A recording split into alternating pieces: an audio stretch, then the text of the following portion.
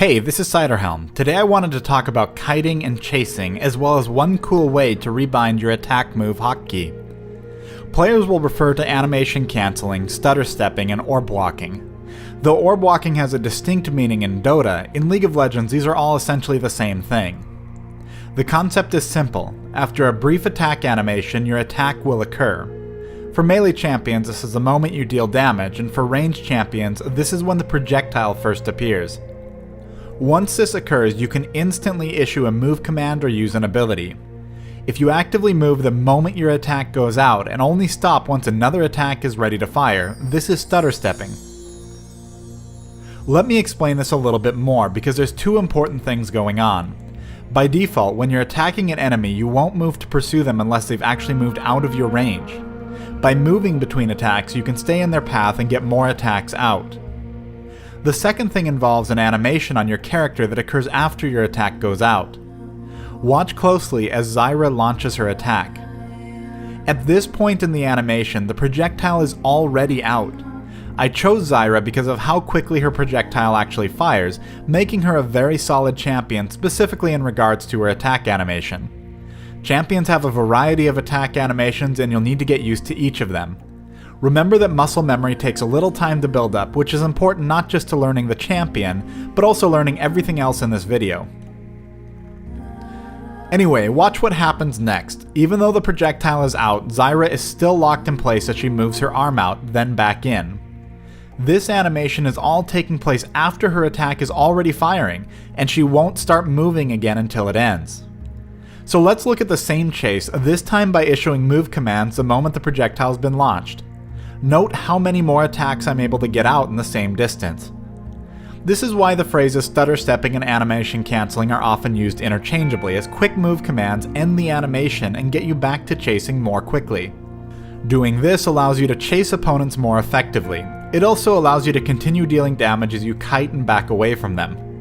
On top of this, it allows you to stay mobile even when you're last hitting, which can help keep you on your toes and make it harder for opponents to land skill shots on you.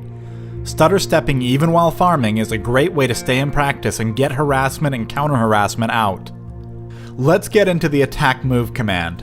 Unlike right click, attack move will move you in a direction but will immediately stop an attack if an enemy minion or champion comes in range, or if you or your team is already engaged against a neutral monster. There are 3 reasons you should use attack move. First, you can use it to target an enemy just like right-clicking, but misclicking the ground near the enemy won't accidentally move you towards a target like right-clicking can. Second, if an enemy is in brush and may juke, attack move guarantees that you will attack the moment you can, regardless of whether they try to juke in an unexpected direction. Finally, being able to reliably attack the closest target means you always know which target you'll attack even if you use attack move on the ground somewhere else. This is especially helpful when you're being chased by a single opponent or when you're last hitting minions on the fringe. This doesn't mean you should always use attack move. Remember, move commands let you break animations more easily and control your positioning better, whereas attack move commands give you the benefits we just covered. In most cases, you're going to want to rapidly alternate between both. Okay, so let's get into key bindings. Under player movement, you'll see attack move click and attack move. By default, most players are going to have their A key bound to attack move and nothing bound to attack move click. Attack move click is essentially the SmartCast version of attack move. When you use attack move, you first activate it by pressing A, then you have to left click to actually complete the action. With attack move click, the command is instantly issued without waiting on a second click for verification. Why does this matter? Like smart casting, attack move click is by definition an increase in your potential reaction time. In other words, that extra click takes time, and removing the extra click will reduce the time it takes to actually issue the command.